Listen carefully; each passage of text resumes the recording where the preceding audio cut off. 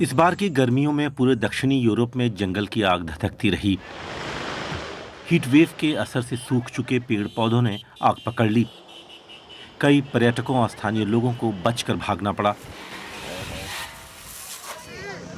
Europe की भीषण heat wave 2023 में दुनिया के रिकॉर्ड तापमान के असर का महज एक उदाहरण था।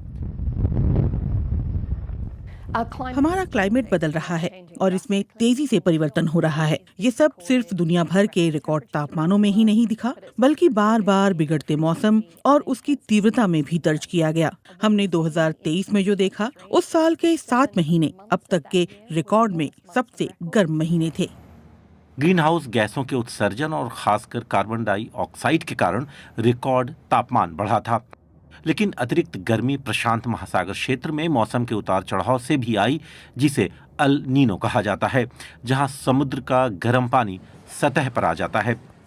ब्रिटेन में हालात हालांकि थोड़े बेहतर थे। वहां ये रिकॉर्ड पर दूसरा सबसे गर्म साल था, लेकिन जून में आई हीटवेव के गंभीर असर दिखे।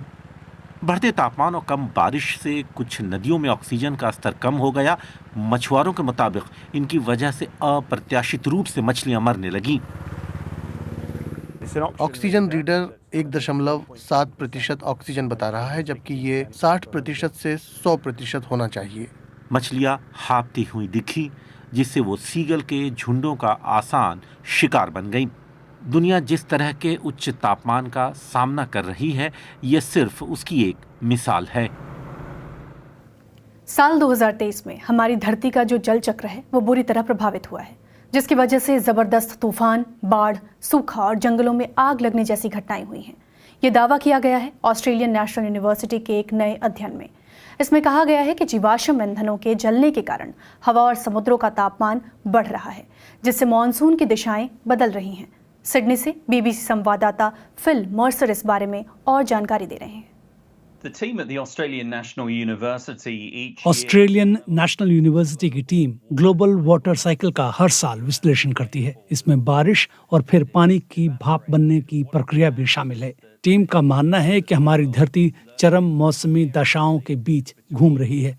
अध्ययन में उदाहरण देते हुए कहा गया है कि चक्रवाती तूफानों के कारण पहले के मुकाबले ज्यादा बारिश हो रही है और धरती उतनी ही तेजी से सूख भी रही है। अध्ययन में ये भी कहा गया है कि जीवाश्म ईंधनों को जिस तरह से जलाया जा रहा है, उससे हमारी धरती का तापमान बढ़ रहा है। रिपोर्ट में कहा गया है कि पिछले साल जितनी प्राकृतिक आपदाएं आईं, उनमें से अधिकतर के पीछे वो असामान्य चक्रवाती तूफान थे, जिनकी वजह से लीबिया, म्यांमार, न्यूजीलैंड और ऑस्ट्रेलिया समेत कई देशों में जबरदस्त बारिश हुई। लेकिन दूसरी तरफ दक्षिणी अमेरिका, अफ्रीका के कई हिस्सों और भूमध्य सागर के आसपास के इलाकों में लंबे समय तक सूखे पड़े। जलवायु परिवर्तन के बारे में खबर एक बार फिर बहुत गंभीर है। इधर दिल्ली के कुछ हिस्से हालिया शीतलहर से उबर रहे हैं। इस बीच चेतावनियां दी जा रही हैं कि 2024 में भी मौसम का विकराल रूप दिखना जारी रहेगा। लेकिन इसे समझने के लिए हमें ये देखना होगा कि 2023 में ऐसा क्या हुआ था और इस साल क्या कुछ हो सकता है। 2023 इतिहास में सबसे गर्म साल था। दुनिया भर में गर्मी के सारे रिकॉर्ड टूट गए और ये कुछ ऐसे देश हैं जहां हमेशा ज्यादा रहने वाले तापमान में अचानक गिरावट देखी गई। लेकिन दक्षिण अमेरिका में हीट वेव का जो प्रकोप रहा वो कहीं और नहीं दिखा। बोलीविया में ठंड के मौसम में 45 डिग्री सेल्सियस तापमान दर्ज किया गया। दक्षिणी गोलार्ध में इतना तापमान कभी नहीं रहा।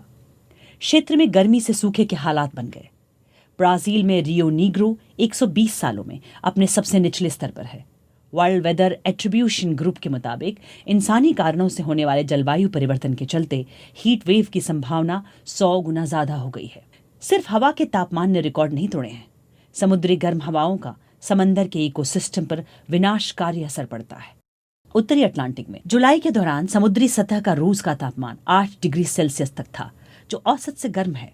और भूमध्य सागर में अगस्त के दौरान तापमान 28.7 डिग्री सेल्सियस पहुंच गया, जो 4 दशकों में सबसे गर्म था। समंदर का तापमान ज्यादा होने से ध्रुवीय क्षेत्रों की समुद्री बर्फ पर विपरीत प्रभाव पड़ता है।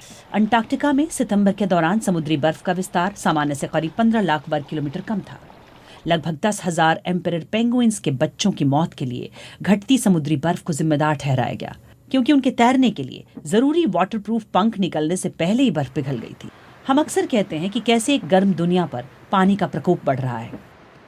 मार्च में फ्रेडी तूफान की वजह से मेडागास्कर, मोजाम्बिक और मलावी में बाढ़ से तबाही हुई। इस तूफान का असर 34 दिनों तक रहा और ये इतिहास में सबसे लंबी अवधि के उष्णकटिबंधीय चक्रवात के रूप में दर्ज हो गया।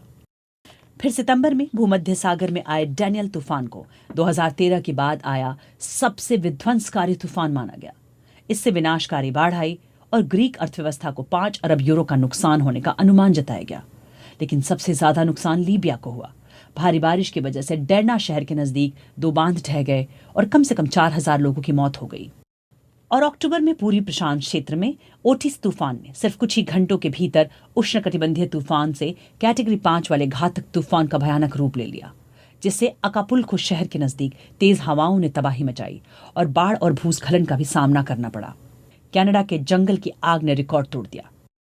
2023 में यहां करीब 1 करोड़ 80 लाख हेक्टेयर का इलाका खाक हो गया, जो कि पुर्तगाल के आकार से लगभग 2 गुना था और एक सामान्य साल में जले इलाके से 7 गुना ज्यादा था। धुआं न्यूयॉर्क और उससे आगे तक फैल गया, जिससे आसमान में भूरे पीले रंग का कोहरा छा गया। मौसम जिस कदर बिगड़ रहा है, जलवायु परिवर्तन के कारण आग लगने का खतरा भी बढ़ रहा है।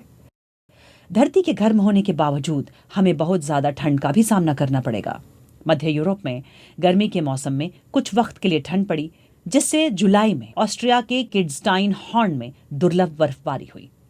चीन में पहली बार तापमान -53 डिग्री तक गिरा, लेकिन इस रिकॉर्ड के 6 महीने बाद ही देश में तापमान 52.2 डिग्री सेल्सियस तक पहुंच गया।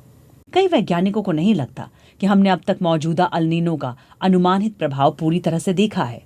इसीलिए पूरी आशंका है कि साल 2024 में दुनिया भर में मौसम का विकराल रूप दिखता रहेगा।